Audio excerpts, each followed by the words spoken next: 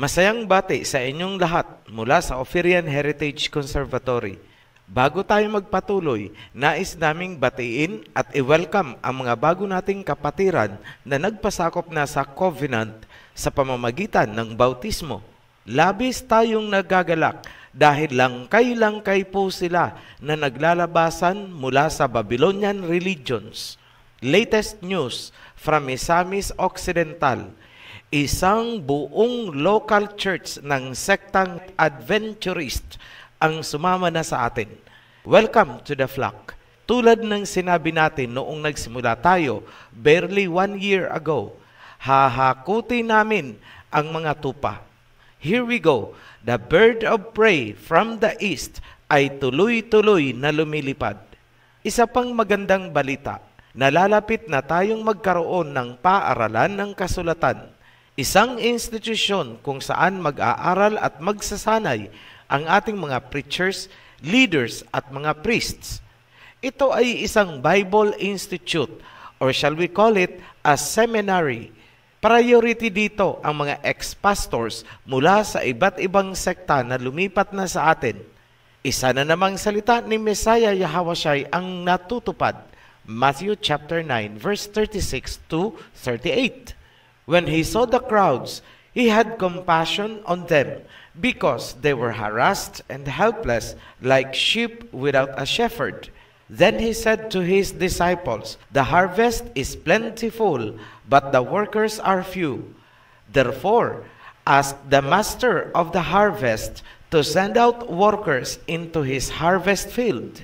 Masagana ang aanihin, ngunit kulang ang mga taga-ani. Kung ganon, hilingin nyo sa namumuno ng anihan na magpadala ng mga manggagawa sa pataniman. Yan ang salita ng ating Mesaya bago siya umalis. Sa ating pagpapatuloy, may nais akong ipakita sa inyo. Ito ang salita ng Pariseyong si Pablo. Titus chapter 3 verse 9. But avoid foolish questions and genealogies and contentions and strivings about the law, for they are unprofitable and vain. Ganito ang sinabi ng Pariseyong si Pablo. Iwasan daw ang pagtatanong, ang pagsasalaysay tungkol sa mga saling lahi or genealogy at ang pagtatalakay tungkol sa mga kautusan sapagkat yan daw ay walang katuturan. Ang mga genealogy at kautusan ay isinulat ng mga propeta. Tanong, bakit pinaiiwasan ni Pablo ang pagtatalakay tungkol sa mga ito? Bakit sinabi niyang walang katuturan ang pagsisiyasat ng mga henerasyon at mga kautusan? Hindi ba kayo nagtataka? Hindi kaya may pinagtatakpan itong si Pablo, kaya pinagbawalan kayong kalkalin ang genealogy at mga kautusan? Malalaman nyo ngayon ang isang mabigat na dahilan bakit inaayawan ni Pablo ang genealogy at ang mga kautusan. Ayaw niyang mahayag ang tunay na identity ng mga tunay na Hebrew Shemites at lalo na ang tunay na Mesaya. Pangalawang rason, iniingatan ni Pablo na mahubaran si Jesus Kristus, ang huwad na Mesaya ng mga Hintil. Malalahad ang katotohanan, itong Kristyanismo ay gawa-gawa lamang ng Pariseyong si Pablo at itinatag niya sa Antioch. Katotohanan, sinasabi ko sa inyo, ang Kristyanismo ay hindi po nagmumula sa mga tunay na apostol ng Mesaya, kundi gawa-gawa lamang ng isang Pariseyo. Huwad na Mesaya, huwad na relihiyon na itinatag ng huwad na apostol, period. Ngayon, mahalaga bang alamin at siguraduhin na ang tunay na Mesaya nga ang iyong sinusundan? Yes. Bakit? Basahin natin. John chapter 14 verse 6. I am the way, the truth, and the life. No one comes to the Father except through me. Mabigat po ang talatang yan. Mahalagang siguraduhin ninyo na ang totoong Mesaya nga ang inyong sinusundan, tinatawag at sinasamba sapagkat ang tunay na Mesaya ang daan, ang katotohanan, at ang buhay. Walang makakarating sa Ama kung hindi dadaan sa tunay na Mesaya. Huwag niyong aakalain na naiba lamang ang pangalan ng Mesaya at tinawag niyo lang na Hesukristo. Mahigpit ang bilin ng tunay na Mesaya laban sa ibang pangalan. John chapter 5 verse 43. I have come in my Father's name, and you do not accept me. But if someone else comes in his own name, you will accept him. Naparito ako sa pangalan ng aking Ama, ngunit hindi niyo ako tinanggap. Kapag may ibang dumating sa ibang pangalan, siya ang inyong tatanggapin. Ngayon, sino ang humaharang upang hindi natin makilala ang tunay na Mesaya? Obvious at simple ang sagot. Walang iba kundi ang dyablo at si Pablo. Sa kasalukuyang panahon, naglipa na ang mga alagad ng huwad na apostol na nagtuturo ng ibang pangalan. Paano mo masisiguro na ang iyong tinatawag, sinusundan at sinasambang Mesaya ay ang tunay na Mesaya at hindi ang huwad? Simple lang, gagamit tayo ng 5 kriteria o punto. Point number 1, genealogy o pinagmulang angkan. Point number 2, overall appearance o itsura. Point number 3, ang kanyang kulay. Point number 4, pagiging tuli. Point number 5, scientific research. Yan ang 5 mahahalagang punto bilang gabay upang siguruhin na ang totoong Mesaya nga ang iyong sinasamba at hindi ang huwad na Mesaya ng mga Grigo. Kung kayo nga ay naghahanap ng katotohanan, sundan nyo ang nasusulat sa Book of Revelation at huwag kayong maniwala sa pagbabawal ni Pablo. Here is point number 1, genealogy. Revelation chapter 22 verse 16. I, Yahweh, have sent my angel to give you this testimony for the assemblies. I am the root and the offspring of David and the bright morning star. Isinulat ni John Revelator ang salita ng Mesaya na nagpakita sa kanya sa vision. Sinabi ng Mesaya na siya ang ugat at suloy mula sa angkan ni David. Ganon din ang sinabi ni Prophet Isaiah, 1000 taon na ang nakaraan. Ang tunay na Mesaya ay magmumula sa angkan ni David, from the roots of Jesse. Isaiah chapter 11 verse 10. In that day, the root of Jesse will stand as a banner for the peoples. The nations will rally to him, and his resting place will be glorious. Sino si Jesse? Si Jesse ay mula sa tribe of Judah, isang Hudyo. Si Judah ay anak ni Jacob Israel. Ibig sabihin, ang Mesaya ay Israelite, hindi po Greek. Si Jacob ay anak ni Isaac. Si Isaac ay anak ni Abraham. Si Abraham ay anak ni Terah. Si Terah ay anak ni Nahor. Si Nahor ay anak ni Sirog. Si Sirog ay anak ni Rio. Si Rio ay anak ni Peleg. Si Peleg ay anak ni Eber. Sa makatuwid, ang Mesaya ay Hebro. Si Eber ay anak ni Sela. Si Sela ay anak ni Arfaksad. Si Arfaksad ay anak ni Shem na anak ni Noah. Sa makatuwid, ang Mesaya ay Shemite. Putting it together, ang Mesaya ay Shemite, Hebrew, Israelite, Hudyo. Kung ganon, ang Mesaya ay hindi pwedeng magkaroon ng Greek na pangalan, Greek na anyo. Hindi po siya European, kundi Shemite, Asian, kalahi natin. Ito ang dahilan kung bakit dinidiscourage ni Pablo ang kanyang mga followers na aralin ang genealogy. Tinatakpan niya ang pagkakakilanlan ng tunay na Mesaya noong siya ay nagkatawang tao. Ayaw ni Pablo na malaman nating mga Shemites na ang tunay na Mesaya ay kalahi pala natin bilang mga Hebrew Shemites. Pinaniwala tayo na ang Mesaya ay isang European na nagtataglay ng Greek na pangalan. Ang Yesus Kristos na pundasyon ng buong Christianity ay mula sa Antioch na isang probinsya ng mga Gentile Greek sa panahong yon. Huwad, pag-usapan natin ang overall na itsura ng Mesaya. Sa pagpapatuloy, ito ang point number 2. Overall appearance or itsura ng Mesaya. Balikan natin ang isinulat ni Prophet Isaiah.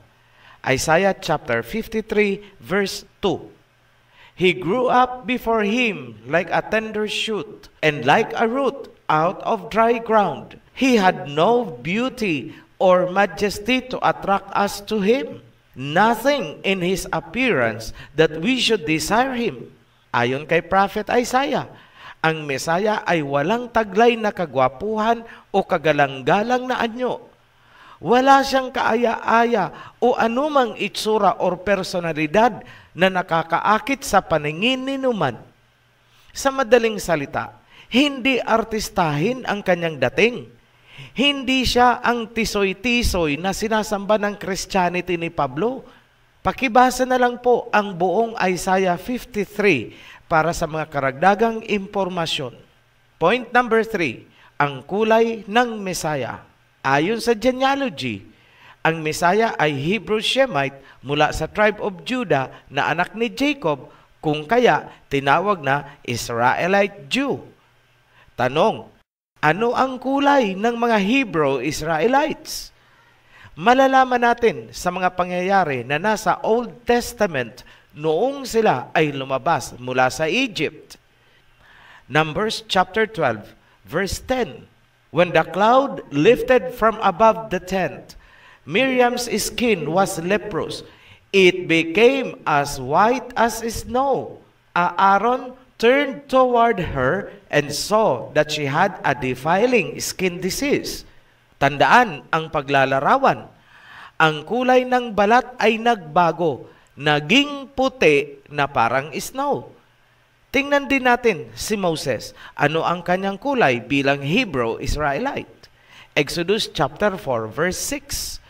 Then Yahweh said, "Put your hand inside your cloak." So Moses put his hand into his cloak, and when he took it out, the skin was leprous.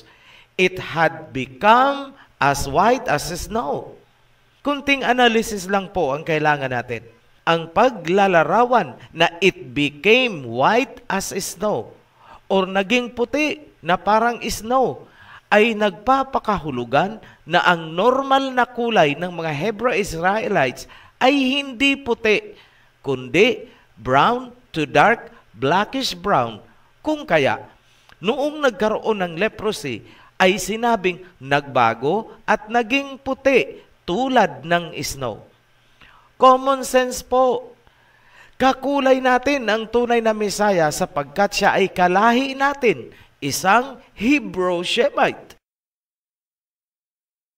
Ngayon, ano naman ang kulay ng ating Mesaya na nakita ni John Revelator sa kanyang vision? Revelation chapter 1 verse 14 to 15. The hair on his head was white like wool, as white as snow, and his eyes were like blazing fire. His feet were like bronze glowing in a furnace, and his voice was like the sound of rushing waters. That is from New International Version. Ulitin natin sa King James Version. His head and his hairs were white like wool, as white as snow, and his eyes were as a flame of fire, and his feet like unto fine brass, as if they burned in a furnace, and his voice as the sound of many waters.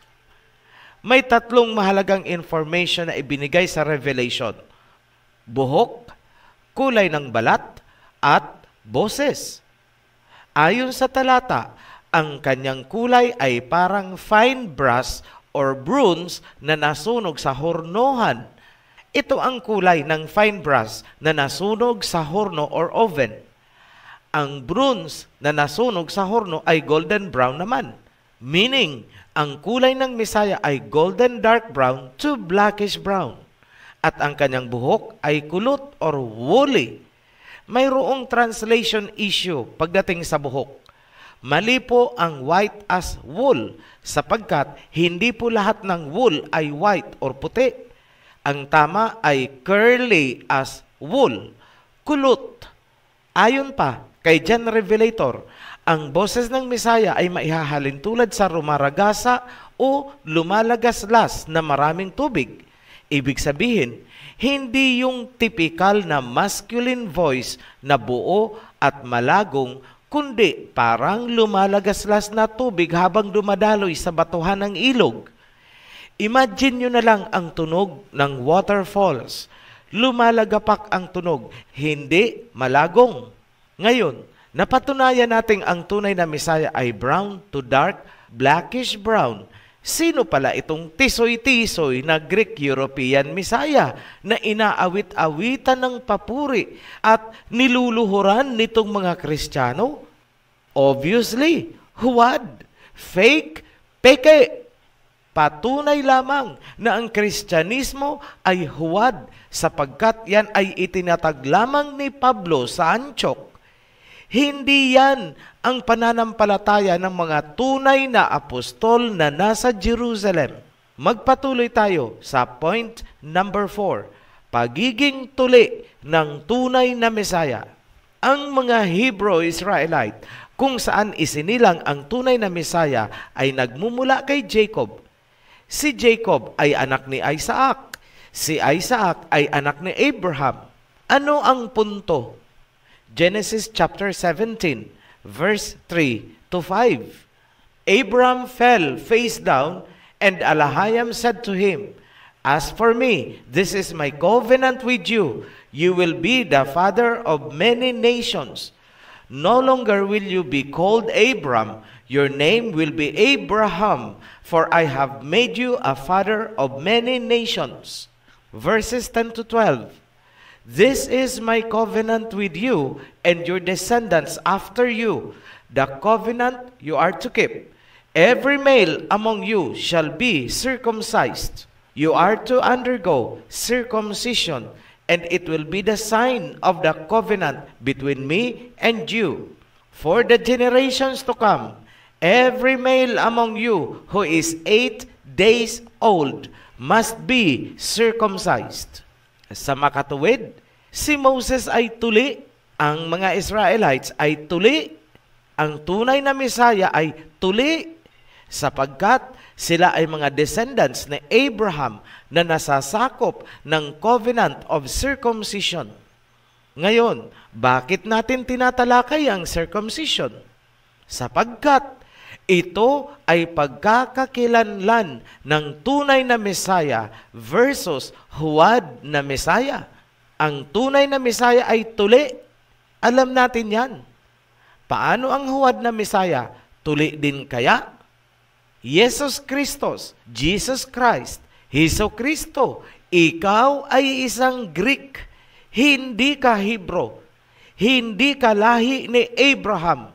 Sa makatuwid, ikaw ay suputante, hindi ka tuli. At dahil ikaw, Jesus Kristos, ay hindi tuli, natural lang, nakakalabanin ng iyong apostol ang pagtutuli ng mga Hebrew. Hindi na dapat pagtakhan ang mga salita ni Pablo tulad ng nasusulat sa Galatians chapter 5, verse 2. Mark my words, I, Paul, tell you, that if you let yourselves be circumcised, Christ will be of no value to you at all. Tagalog, ito ang nasusulat mula sa Filipino Standard Version. Pakinggan ninyo ito. Ako mismong si Pablo ang nagsasabi sa inyo, kung kayo'y patutuli, mawawala ng kabuluhan sa inyo si Kristo. Malinaw naman yan. Tahasan at direktahan ang sinabi ni Pablo. Kapag kayong mga Kristiyano ay nagpatuli, pinawalan ninyo ng kabuluhan si Jesus Kristos. Malaking insulto yan sa inyong Greek Messiah. Yan ay may tuturing na kalapastanganan kay Pablo, ang huwad na apostol. Paano yan mga pastor ng Kristiyano? Huwag kayong patutuli. Mga anak nyo, huwag nyong ipatutuli. Turuan nyo ang inyong mga members na huwag magpapatuli. Dahil yan ang sinulat ni Pablo. Kapag kayo daw ay nagpatuli, pinawalan nyo ng kabuluhan si Jesus Kristus dinyo. Ay nako, pulutong ng mga supot. Ngayon, ano nga ulit itong si Jesus Kristus? Greek, Hintil. Hindi siya covered ng covenant of circumcision kay Abraham. Kung ganun, moot and academic, itong si Jesus Kristus ay talagang supot. Conclusive yan. Ano ang tunay na Mesaya? Tuli dahil sa covenant kay Abraham. Period. Yan ang dahilan kung bakit sinasabi ni Pablo na huwag daw ninyong aaralin ang mga genealogy at mga kautusan sapagkat may iniingatan siyang sekreto tungkol sa kanyang Mesaya. Ngayon, dumako na tayo sa point number 5. Ano ang sinasabi ng scientific research kung saan pinagsama-sama ang history, archaeology, anthropology, medical forensic, and digital reconstruction technology? Sa mga nagnanais ng karagdagang detalye, ang link ay inilagay namin sa description sa ibaba lamang nitong video. Ayon sa report, isang retired medical artist na nagngangalang Richard Neve ang bumuo ng team noong 2001. Ang team ay kinabibilangan ng mga forensic anthropologists and computer programmers. Ang layunin nila ay magsagawa ng digital reconstruction ng most possible na itsura at pangangatawan ng Mesaya. Ginamit nila ang isang skull na natagpuan sa Israel at nagmumula pa sa 1st century AD. Yan ang mga kapanahunan ng ating Mesaya at ng mga apostoles. Sinang-ayunan ng mga Bible scholars ang resulta. Ang Mesaya ay around 5 feet tall, with darker skin, dark eyes, and shorter, curlier hair. Ulitin ko, 5 feet tall, parang height ng pandak na Pilipino. Halos kasing tangkad lang ni Rizal. Darker skin, parang kulay ng tipikal na Pilipino. Shorter hair, sapagkat hindi ugali ng mga lalaking Israelites ang magpahaba ng buhok, maliban na lang kung Nazirite kagaya ni Samson. Ang mga findings na yan ay tumutugma sa genealogy ng Mesaya bilang Hebrew Shemite. Bakit ang description ay natutulad sa ating mga Filipino o Syrians? Sapagkat ang tunay na Mesaya ay kalahi natin, Shemite Hebrew, hindi Caucasian, hindi Greek, at mas lalong hindi European. Ngayon, saan galing ang itsura ng Mesaya na ini-imagine ninyo habang kayo ay kumakanta-kanta ng I'll meet you in heaven, we'll sing songs together. And worst, ginawan pa ng ribulto, pinapasan-pasan, pinoprosesyon at niluluhuran. Saan galing yan? Itsura na yan. Ang imahe na yan ay mula sa Greek and Roman gods. Lalong-lalo na ang Greek god na si Zeus. Ay nako, sinasamba ninyo ang larawan ni Zeus. Relihiyon at pananampalataya ng mga Hintil. In short, mula sa pangalan ng Mesaya, imahe, Apostol Pablo, hanggang sa relihiyon, huwad, fake, peke. Ganyan kayo, Christianity. Gumising na nga kayo. Greek Messiah ang sinasamba nyo at hindi ang tunay na Hebrew Messiah na kalahi natin. Balikan natin ang biblical perspective. Bakit kailangan nating kilalanin at tanggapin ang tunay na pangalan at identity ng tunay na Messiah? Sapagkat nasusulat, I am the way, and the truth, and the life, and no one comes to the Father except through me. John 14:6. Ako ang daan, ang katotohanan, at ang buhay. Walang sino mang makakarating sa Ama, kundi sa pamamagitan ko. Mahigpit ang pagbibili ng tunay na Mesaya tungkol sa kanyang pangalan.